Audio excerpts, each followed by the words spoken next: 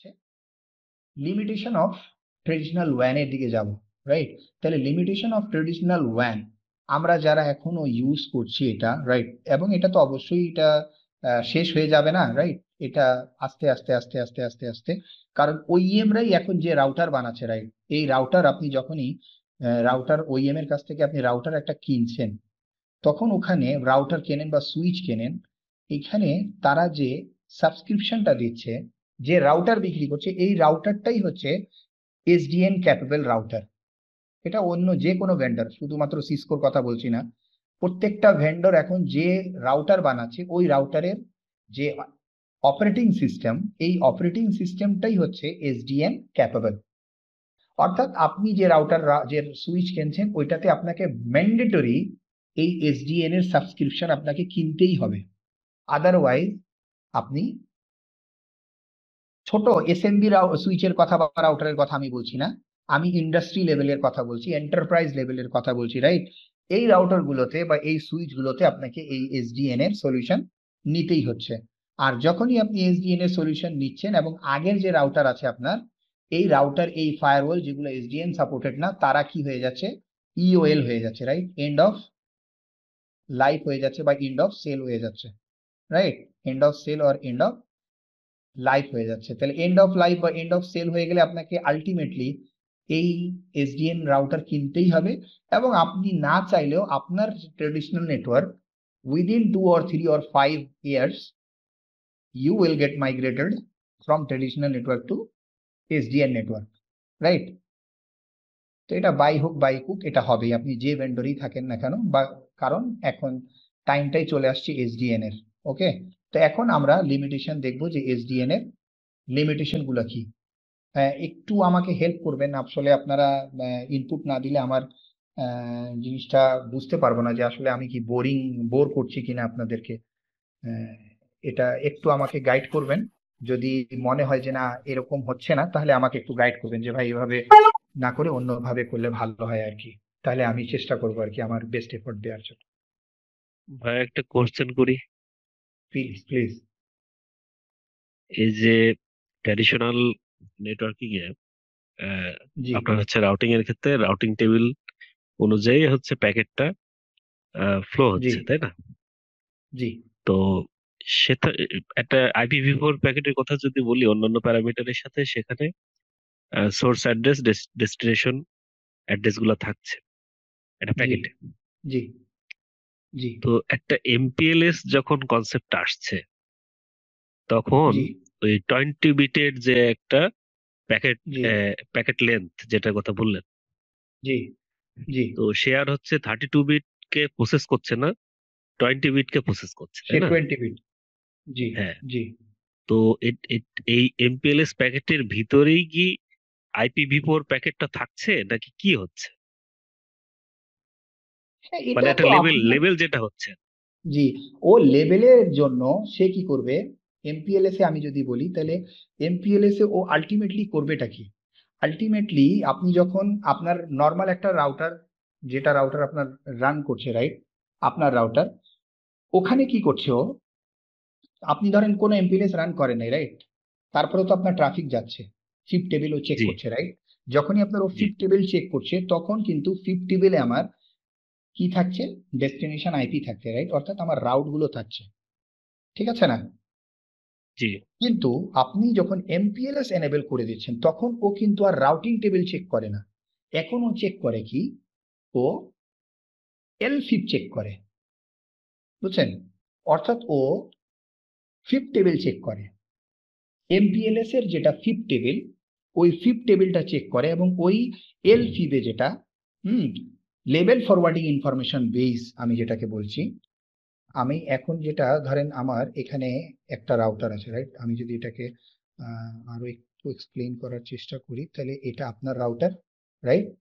এটা হচ্ছে আপনার আইএসপি রাউটার, রাইট? এটা পিই রাউটার, এটা সাপোজ আপনার হচ্ছে পি রাউটার।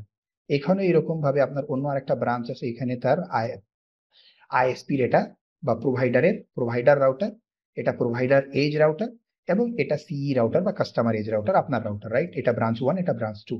এখন এখানে এগুলো তো আপনার তারা কানেক্টেড, রাইট?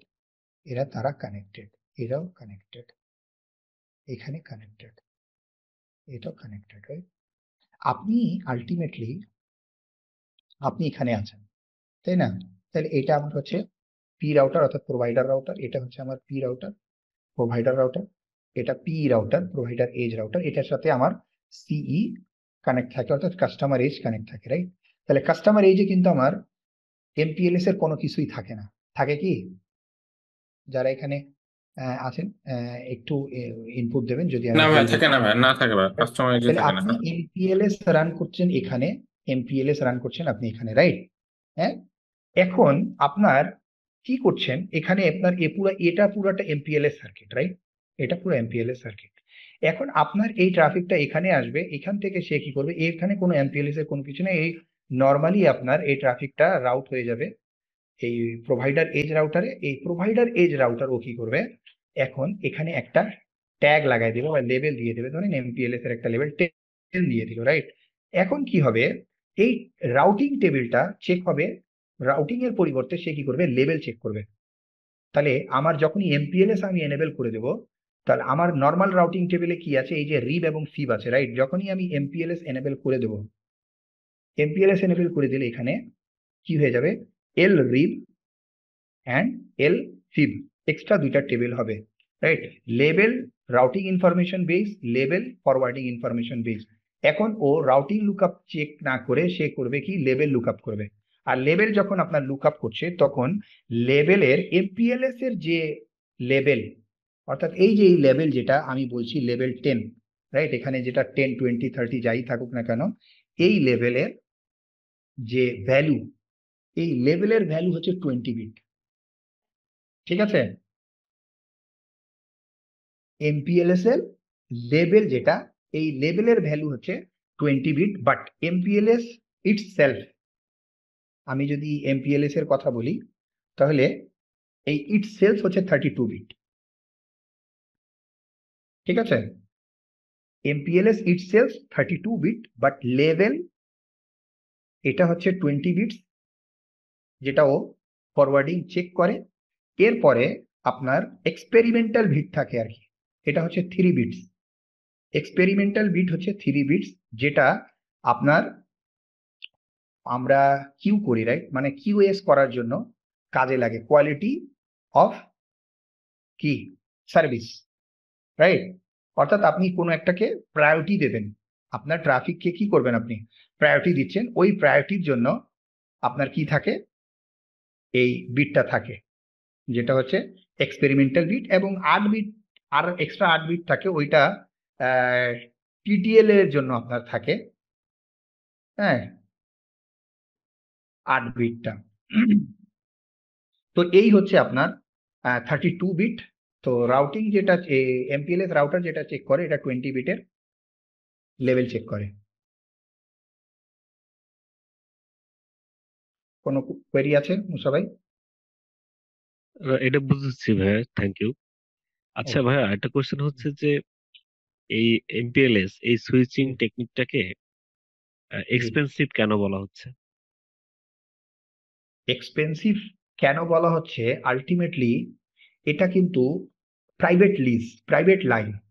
হুম, এই এমপিএলএস কিন্তু আপনাকে প্রাইভেট, এটা কিন্তু ইন্টারনেটের উপর দিয়ে কিন্তু এই ট্রাফিক গুলো যাচ্ছে না, এটার জন্য সে ডেডিকেটেড আপনাকে লিঙ্ক দিচ্ছে,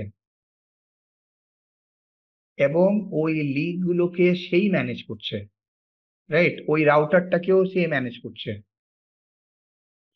এটা হচ্ছে আপনার প্রাইভেট নেটওয়ার্ক, ঠিক আছে? এটা আপনার যে এমপিএলএস যে নেটওয়ার্কটা, এই নেটওয়ার্কটা হচ্ছে প্রাইভেট নেটওয়ার্ক, রাইট?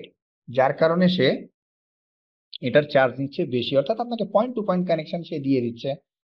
আপনি চাইলে আপনার একটা অফিস আর একটা অফিস দিয়ে আপনি কানেক্ট করতে পারছেন, আপনার জন্য সে আলাদা ভিআরএফ ক্রিয়েট করে দিচ্ছে, আলাদা রাউটিং টেবিল আপনার জন্য রাখছে, রাইট?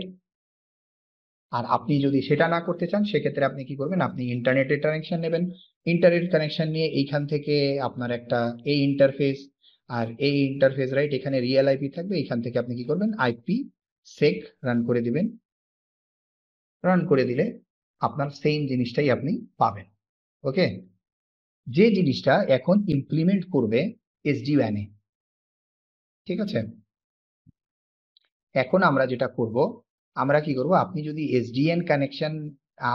SD-WAN রাউটার নেন আর SD-WAN ডিপ্লয় করেন, তখন SDN ভেন্ডর যারা আছে, not only Cisco but also other vendors, so they suggest to take internet bandwidth, right, or others transport, অর্থাৎ মাল্টিপল ট্রান্সপোর্ট আপনি ইউজ করতে পারবেন। এটা মিনস এটা না যে আপনি SD-WAN ইউজ করলে আপনি MPLS ইউজ করতে পারবেন না, রাইট, বাট SDN বলছে যে যেহেতু আমার সবকিছু সিকিউর ট্রাফিক, আমি সবকিছু সিকিউরলি তোমাকে ট্রান্সপোর্ট করব, রাইট, সেক্ষেত্রে তুমি MPLS না নিলেও পারো, কারণ এখন ইন্টারনেটের দাম কমে গেছে, ইন্টারনেটের ব্যান্ডউইথ অ্যাভেলেবেল আছে, রাইট। এই যে আপনি এই MPLS-টা নিচ্ছেন, এই MPLS এর ট্রাফিকটা আপনি কি যদি এনক্রিপ্ট না করেন, তাহলে তো সে কি এই ট্রাফিকটা এখানে এসে যদি আপনার যে কোনো একটা অ্যানালাইজার দিয়ে সে আপনার এই প্যাকেটটা যদি ক্যাপচার করে, তাহলে তো সে আপনাকে আপনার ওই পুরো প্যাকেটটাকে সে তো ক্যাপচার করতে পারবে, পারবে না? তো এখানেও অনেক সিকিউরিটির একটা ফ্যাক্ট থেকে যায়, রাইট, বাট যখন আপনার কাছে কোনো ইনফো মানে কোনো অপশন থাকবে না, তখন কিন্তু যেটা আপনার কাছে আছে সেটাই বেস্ট অপশন, রাইট। আমাদের কাছে যখন ইন্টারনেট আমরা ইউজ করছি, যখন আমাদের ওই একেবারে KBPS এ ডাউনলোড হতো, রাইট, তখন আমাদের কাছে ওটাই কিন্তু অনেক বেশি ছিল, বিকজ ওই সময় আপনার কাছে কিন্তু আদার্স কোনো অপশন ছিল না। But when you have options, you have to choose best one, right. Okay, আর কারো কোনো কোশ্চেন এই পাশ?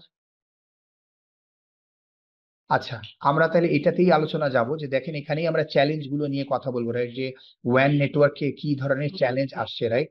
তো এখানে দেখেন ট্রেডিশনাল ওয়ানে আমরা বলছি এখানে যে হাই কস্ট কিভাবে, traditional one relies on MPLS circuit which are expensive, local internet breakout for branches is avoided to reduce cost, এবং requiring centralise firewall and backhauling traffic through data centres, যেটা আমরা এখানে বলছি যে আপনি যখন MPLS ইউজ করছেন, রাইট, তাহলে MPLS-টা যেহেতু ব্যান্ডউইথ কস্টলি, হুম, এবং MPLS ইউজ করার পরও আপনার যে ব্রাঞ্চের রাউটার আছে, রাইট, এই ব্রাঞ্চের ইউজার কিন্তু ইন্টারনেট ইউজ করার জন্য স্টিল MPLS সার্কিটটা ইউজ করে আমার ডেটা সেন্টারে আসছে, এবং এখানে যেহেতু আমার ফায়ারওয়াল টায়ারওয়াল সবকিছু ডিপ্লয় এখানেই থাকে, যার কারণে আমি কি করি, আমার যতগুলো ব্রাঞ্চ আছে প্রত্যেকটা ব্রাঞ্চকে আমরা আগে আমাদের হেড ব্রাঞ্চে আনি, হেড ব্রাঞ্চ থেকে তখন আমরা তাদেরকে ইন্টারনেট দিই, রাইট।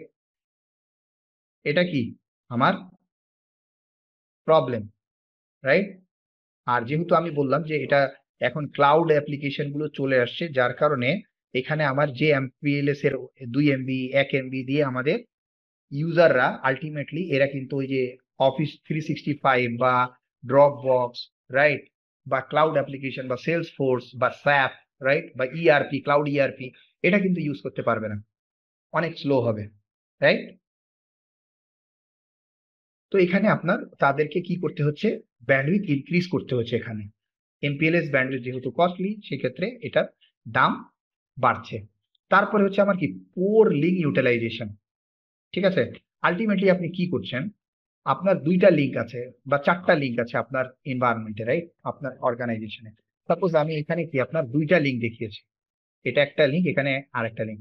আপনার কি 5টা ISP থাকতে পারে, 4টা ISP থাকতে পারে, 6টা ISP থাকতে পারে, রাইট, 6টা ISP-র আপনার 12টা লিঙ্ক থাকতে পারে, 10টা লিঙ্ক থাকতে পারে, বাট একটা ISP থেকে আপনি যদি 2টা লিঙ্ক নেন, ওই ISP একটা লিঙ্ক আপনাকে বসায় রাখতে হচ্ছে আনটিল আনলেস এই লিঙ্কটা আপনার ডাউন না হয়, রাইট। কারণ এই লিঙ্কটা আপনার 100 Mbps, রাইট, এই লিঙ্কটা ধরেন আপনার 100 Mbps, এবং ব্যাকআপ লিঙ্কটা আপনার 20 Mbps। তাহলে 20 Mbps লিঙ্কটা আপনার কি, ব্যাকআপ লিঙ্ক। আপনি যদি সেক্ষেত্রে BGP না করেন, আপনি যদি ওইখানে রাউট ফিল্টার না করেন, রাইট, বা লোড শেয়ারিং না করেন, সেক্ষেত্রে আপনি কিন্তু 2টা লিঙ্ক প্যারালালি ইউজ করতে পারবেন না। আর আপনি জানেন যখনই 2টা লিঙ্ক বা 4টা লিঙ্ক দিয়ে আপনি রাউট ম্যাপ দিয়ে, রাইট, আপনি রাউট ফিল্টার করবেন, হ্যাঁ, আপনি লোড শেয়ারিং করবেন, সেক্ষেত্রে কত ধরনের কমপ্লেক্সিটি আসে এই ট্রাবল শুটিংয়ে, সেটা আমরা সবাই অবগত, যারা আমরা নেটওয়ার্ক লাইনে কাজ করছি, এন্টারপ্রাইজ বা ব্যাংক নেটওয়ার্কে, রাইট, যারা আমরা কাজ করছি তারা আমরা জানি যে কত ধরনের প্রবলেম আমাদেরকে ফেস করতে হয় যখন কোনো একটা প্রবলেম হয়, রাইট? তো আলটিমেটলি আমার ম্যাক্সিমাম অর্গানাইজেশন কিন্তু ব্যাকআপ লিঙ্কটা বসায় রাখে। আচ্ছা, বসায় রাখলো, বাট এই লিঙ্কটাতে সাপোজ আপনার লিঙ্কে কি ফাইবারের পাওয়ার বেশি হয়ে গেছে, এন্ড ফাইবারের পাওয়ার বেশি হয়ে গেছে, যার কারণে এখানে প্যাকেট লস হচ্ছে আপনার, ধরেন 10% প্যাকেট লস হচ্ছে, রাইট? 10%, 20% বা 13% প্যাকেট লস হচ্ছে। এখন এই প্যাকেট লস যতই হোক না কেন, আপনার রাউটিং টেবিলে যে রাউটটা আপনার দেয়া আছে, এই রাউটটা তো আর উঠে যাবে না। উঠে যাবে কি? স্টিল আপনার যত ধরনের ট্রাফিক আছে ওটা এই আপনার ড্রপ লিঙ্ক দিয়ে, লসি লিঙ্ক দিয়েই কিন্তু যাবে। এবং ওই সার্টেন টাইমে আপনার যদি মনে করেন এইরকম ব্যান্ডউইথ এক্সেসিভ অ্যাপ্লিকেশন গুলো যদি আপনি রান করছেন ওই সময়, সাপোজ আপনি জুম মিটিং করছেন, রাইট? সো এটা কি আমরা জানি যে এটা ব্যান্ডউইথ, এক্সেসিভ ব্যান্ডউইথ ইউজ করে, রাইট? তাহলে এই ক্ষেত্রে আপনার কিন্তু ওই মিটিংটা আপনি আর রান করতে পারবেন না, রাইট? আনটিল আনলেস আপনাকে কি করতে হবে, রাউটারে লগ ইন করতে হবে। রাউটারে লগ ইন করে আপনাকে কি করতে হবে, আপনি যদি এটাকে প্রাইমারি করে থাকেন তাহলে আপনি আইদার এটাকে কস্ট বাড়ায় দিয়ে হোক বা অ্যাডমিনিস্ট্রেটিভ ডিস্টেন্স বাড়ায় দিয়ে হোক, রাইট?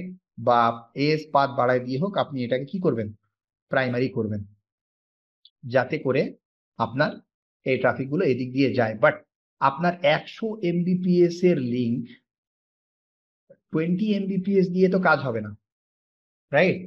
তখন আপনার কি হবে, আপনি চাবেন যে আমার হাই অফিসিয়ালস যারা জুমে মিটিং করছে, আপনি চাবেন যে ওই সময় অন্য যে সকল ইউজার আছে ওই ইউজার গুলোকে আপনি ব্যান্ডউইথ না দিয়ে টোটাল 20 Mbps আপনার ব্যাকআপ লিঙ্কের যে ব্যান্ডউইথ আছে টোটাল, যাতে করে এই জুমের অ্যাপ্লিকেশনে যায় এবং সিনিয়র অফিসিয়ালস যারা মিটিং করছে তাদের এই মিটিংটা যাতে সাকসেসফুল হয়ে যায়, রাইট? এবং আমরা জানি যে এই সিচুয়েশনে যখন হাই অফিসিয়ালস এর মিটিং হচ্ছে আর আপনার প্যাকেট ড্রপ হচ্ছে, যখন আপনি কথা বলছেন তখন কথা ব্রেক হচ্ছে, তখন আমরা যারা আইটি তে কাজ করি তাদের সিনারিওটা কি হয়, জাস্ট যারা এই ফেস করে তারাই কিন্তু এটা বুঝতে পারবে, রাইট? যে ওই সময়কার সিচুয়েশনটা কি হয়। ওকে, তো এই যে প্রবলেমটা, এই প্রবলেমটার সলিউশনও কিন্তু আপনি এসডিওএন এ পাবেন। বাট কিভাবে করতে হবে এটা আমরা দেখাবো যখন আমরা এটার সলিউশন নিয়ে আলোচনা করব, রাইট? ওকে, তা এখানে আমার আলটিমেটলি আমরা কি কস্ট আমার এখানেও কিন্তু আমরা দিচ্ছি এবং এটাকে কিন্তু আমরা ইউটিলাইজ করতে পারছি না, রাইট? তা সিমিলটেনিয়াসলি আমি যদি দুইটাকে ইউজ করতে পারতাম, অথবা আমার যখন এই লিঙ্কটা ডাউন হয়ে যাচ্ছে বা এই লিঙ্কটা লসই হয়ে যাচ্ছে, তখন আমার যে অ্যাপ্লিকেশনটা আছে জুম অ্যাপ্লিকেশন, ওইটা অটোমেটিক্যালি যাতে হেলদি লিঙ্ক দিয়ে বাইপাস করে যায়, রাইট? সেটার সলিউশন কিন্তু আপনি ট্রেডিশনাল নেটওয়ার্কে পাবেন না, রাইট? এটার জন্য আপনাকে এসডি ওয়ান চুজ করতে হবে। ওকে, এরপরে আপনার হচ্ছে কি স্কেলেবিলিটি। ট্রেডিশনাল ওয়ান এর জন্য আমরা বললাম যে আপনি যখন মাল্টি ক্লাউড এনভায়রনমেন্টে কাজ করছেন, রাইট? যখন আপনার অ্যাপ্লিকেশন এক জায়গা থেকে এক জায়গায় আপনার অ্যাপ্লিকেশন যাচ্ছে, হ্যাঁ, একটা ট্রাফিক অ্যাপ্লিকেশনের দিকে যাচ্ছে, একটা আপনার ক্লাউডের দিকে যাচ্ছে, একটা আপনার ব্রাঞ্চের দিকে যাচ্ছে, রাইট? তখন কিন্তু এটাকে এই স্কেলেবিলিটি মেনটেইন করাটা টাফ, রাইট? আমাদের এই ট্রেডিশনাল ওয়ান সিস্টেমে।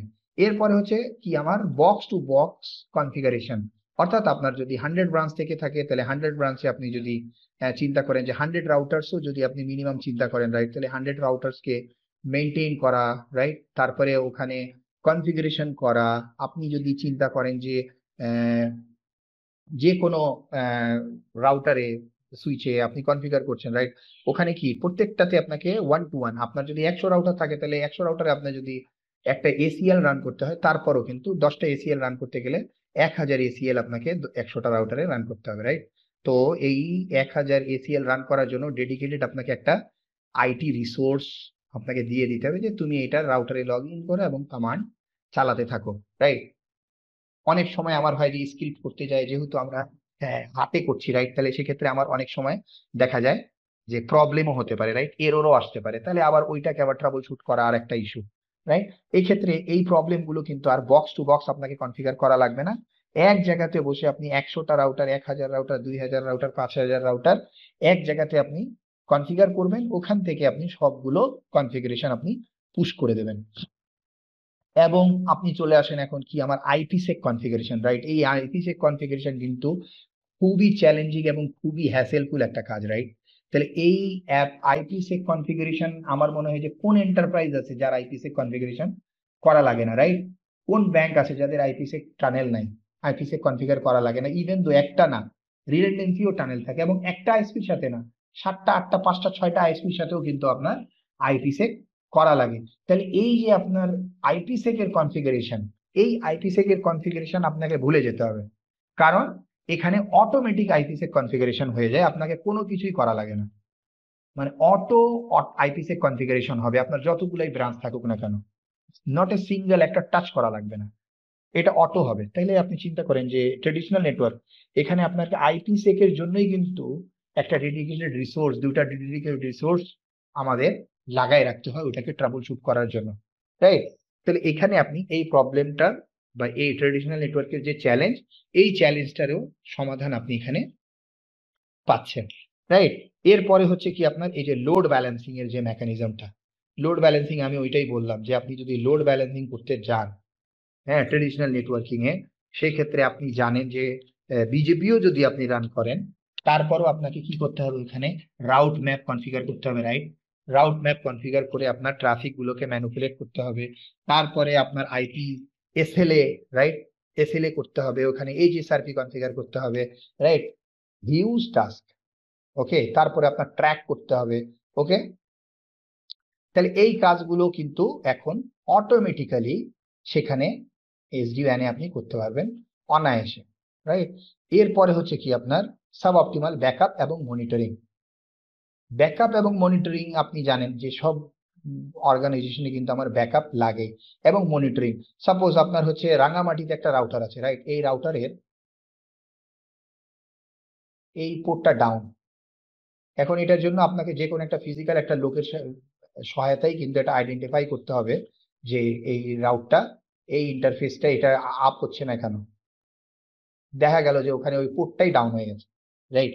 আপনি কি করবেন, এখানে বসে আপনি ঢাকাতে বসে আপনার রাঙামাটি রাউটারে প্রবলেম পাচ্ছে, আপনি জাস্ট এই যে ম্যানেজার আমাদের এখানে, ওই ম্যানেজারে ওই গুইতে ঢুকে ওই রাউটারে যে আপনি ওই রাউটারের হেলথ দেখতে পাবেন, অর্থাৎ ওই ইন্টারফেসটা ডাউন না, ওই ইন্টারফেসটা ফল্টি নাকি ভালো, এই রাউটারের সিপিইউর কি অবস্থা, এই রাউটারের ব্যান্ডউইথের কি অবস্থা, র্যামের কি অবস্থা, মেমোরির কি অবস্থা, রাইট?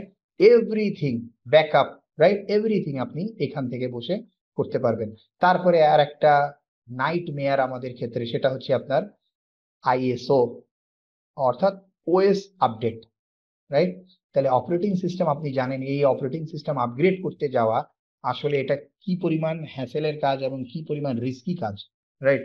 অনেক সময় হয়েছে যে আপনি রাউটার সুইচ আপনি ওএস আপডেট করতে গেছেন, রাইট? দেখবেন যে ওই রাউটার তার ব্যাক করে আসেন, বা আপনি কপি করছেন, রাইট? আপনি হচ্ছে ধরেন 100টা রাউটার আপনার আছে বা 100টা সুইচ আছে, এই 100টা রাউটারকে আপনাকে ওএস আপডেট করতে হবে, রাইট? তাহলে এইটাতে কি হয়, দেখা যায় যে আপনি পিসি লাগাইলেন, পিসি লাগায় আপনি সেটাতে কি করছেন, আপনি ওখানে সুইচে ওএস দিচ্ছেন, এই ওএসটা কপি হতে হতে হতে হতে দেখা গেল কি 90% কনফিগারেশন ব্যাকআপ হয়ে গেছে, হয়ে গেছে, ডাউনলোড হয়ে গেছে বা ইনস্টল হয়ে গেছে, ওখানে কপি হয়ে গেছে 90% বা 92%-এ, যে সে বলতেছে যে স্পেস নাই। এরকম আমরা প্রবলেমে পড়ছি না অনেকে? এরকম সিনারিওতে কি পড়ছি আমরা? আমি কয়েকবার পড়ছি, ঠিক আছে? দেখা গেছে যে ইনসাফিসিয়েন্ট স্পেস, তখন আবার কি করতেছি, ওই ডিরেক্টরিটা আমাকে খালি করতে হচ্ছে। বাট এখানে কিন্তু একবার একটা বক্সে এই ম্যানেজারে আপনি ওই অপারেটিং সিস্টেমটাকে আপলোড করে দেবেন, ইভেন তো আপলোড করারও দরকার নেই, আপনি এখান থেকে ইন্টারনেট থাকলে আপনি এখান থেকে ডাউনলোড করে নিতে পারেন, ওই আপনাকে সাজেস্ট করে দেবে, রাইট? আপনি ডাউনলোড করলেন অথবা আপনি আপলোড করে নিলেন ডাউনলোড করে, এখান থেকেই আপনি সিঙ্গেল একটা টেমপ্লেট রান করে আপনি যতগুলো রাউটার আছে সবগুলো রাউটারে ও অটোমেটিক্যালি ওএস রান করবে, অপারেটিং সিস্টেম কপি করবে আহ, আপনার আইএসও ফাইল, কপি করার আগে ও প্রি চেক করবে স্পেস ঠিক আছে কিনা, কপি করে দেওয়ার পর তারপরে ও ওএস আপডেট করবে, আপডেট করার আগে একবার প্রি চেক করবে, প্রি চেক করার পর যখন আবার ওএস অপারেটিং আপডেট হয়ে যাবে, আপডেট হওয়ার পরে সে পোস্ট চেক করবে, পোস্ট চেক করার পরে সবকিছু যদি ওকে পায় তাহলে এটাকে সাকসেসফুলি ডান করবে। আর যদি দেখে যে আপগ্রেড করার পর কোনো প্রবলেম হয়েছে, আগের কনফিগারেশনের সাথে এখনকার কনফিগারেশনের মিল নাই বা যে কোনো একটা প্রবলেম, ও কি করবে, আগের কনফিগারেশন আবার যা ছিল তা অটোমেটিক্যালি রোল ব্যাক করে যাবে। That's the beauty of SD-WAN। ঠিক আছে, তারপরে আপনার ব্যাক হলিং ইস্যু আমরা অলরেডি কথা বলেছি, তারপরে lack of application awareness, right? তাহলে আমার রাউটারে কিন্তু এই জিনিসটা কিন্তু আর নাই। রাউটার আমার লেয়ার 3 ডিভাইস, রাইট? রাউটার আমার লেয়ার 3 ডিভাইস, সে কিন্তু অ্যাপ্লিকেশন হেডার পর্যন্ত বা লেয়ার 7 পর্যন্ত প্যাকেট ইন্সপেকশন করতে পারে না। ওকে, সে কি করবে? সে রাউটার ডেস্টিনেশন আইপি চেক করবে, আর আপনি যদি ওইখানে কনফিগার করেন ACL on basis of port, সেক্ষেত্রে কি করবে? লেয়ার 4 পোর্ট নাম্বারটা সে চেক করতে পারে, রাইট? অর্থাৎ লেয়ার 3 লেয়ার 4 এর ক্যাপাবিলিটি যেহেতু থাকে, লেয়ার 3 লেয়ার 4 করতে পারে, বাট সে কি অ্যাপ্লিকেশনের অ্যাওয়ারনেস তার নাই। তাহলে এখানে যে রাউটার গুলো আপনি পাবেন, এই রাউটার গুলোর মধ্যে অ্যাপ্লিকেশন অ্যাওয়ার ক্যাপাবিলিটি থাকে। অর্থাৎ আপনি, আমি যেটা বললাম যে আপনার যখন লিঙ্ক ডাউন হচ্ছে, আপনি যদি চান যে অ্যাপ্লিকেশন অ্যাওয়ার রাউটিং কনফিগার করে দিবেন, অর্থাৎ সবগুলো ট্রাফিক তখন আপনার এই ক্রিটিক্যাল মোমেন্টে জুমকে দিয়ে দেবেন, এটাও কিন্তু আপনি করতে পারেন। এখানে যে ফিচার দেয়া আছে অ্যাপ্লিকেশন অ্যাওয়ার রাউটিং, এই অ্যাপ্লিকেশন অ্যাওয়ার রাউটিং দিয়ে আপনি সেই কনফিগারেশনটা এখানে করতে পারবেন। এই রাউটার অ্যাপ্লিকেশন আইডেন্টিফিকেশন ক্যাপাবিলিটি রাখে, ঠিক আছে? অর্থাৎ লেয়ার 7 অ্যাপ্লিকেশনটাকেও সে আইডেন্টিফাই করতে পারে, এই রাউটারে সেই ক্যাপাবিলিটি আছে, রাইট? এবং এখানে সিকিউরিটি চ্যালেঞ্জ, ট্রেডিশনাল ওয়্যান আপনি কি করেন, আপনি যখন আইএসপি কনফিগার করেন, আইপিসেক যখন আপনি কনফিগার করেন, তাহলে আইপিসেকে আপনি কি দুইটা প্রোটোকল আছে, রাইট? আইদার আপনি ইএসপি প্রোটোকল করতে পারেন, রাইট?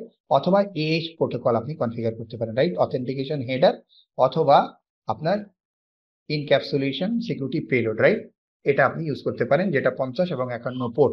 অর্থাৎ আমরা যখন ফেজ 2 কনফিগার করি, ফেজ 2 তে আমরা কি ইএসপি প্রোটোকল অথবা এইচ, তা আমরা ম্যাক্সিমাম কি ইএসপি প্রোটোকলটাই আমরা ইউজ করি আমাদের ডেটা ইনক্রিপশনের জন্য, রাইট?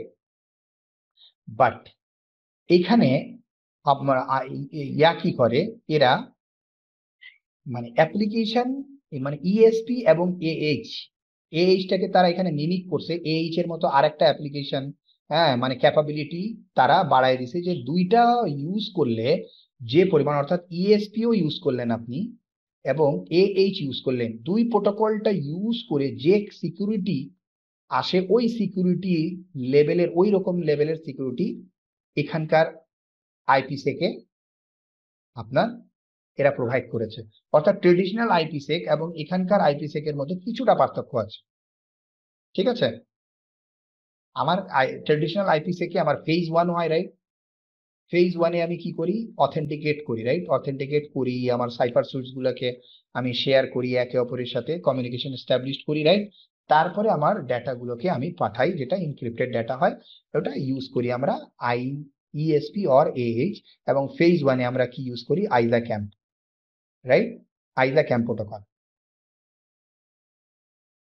ঠিক আছে? বাট এখানে আপনার ফেজ 1টা থাকে না। কেন থাকে না সেটা আমি যখন কথা বলবো তখন এটা আপনাদেরকে বলবো, ঠিক আছে? এরপরে আপনি এখানে কিন্তু সিকিউরিটির জন্য আপনি ইউআরএল ফিল্টারিং, রাইট? আপনি হচ্ছে অ্যান্টিভাইরাস, হ্যাঁ, এই জিনিসগুলো আপনি এখানে, অর্থাৎ ফায়ারওয়ালের ফিচার গুলো কিন্তু আপনি কনফিগার করতে পারবেন। এরপরে আপনার সাপোজ আরএমএ ডিভাইস, আপনার ওই আমি বললাম যে আপনি ধরেন রাঙামাটিতে বা চিটাগং এ, রাইট, যেখানে আপনার রিমোট লোকেশনে তেমন আইটি এক্সপার্ট থাকে না, তো ওই জায়গাতে যদি কোনো রাউটার নষ্ট হয়ে যায়, রাইট, তাহলে ওই রাউটারটা আবার নতুন করে লাগানোটা, রাইট, নতুন করে রিপ্লেস করা, একটা রাউটার ওখানে পাঠায় দিয়ে ওই রিপ্লেসিংটাও কিন্তু খুব টাফ হয়, রাইট? বাট এই ক্ষেত্রে আপনার কি হবে? জাস্ট আপনি আপনার কনফিগারেশন তো অলরেডি আপনার এই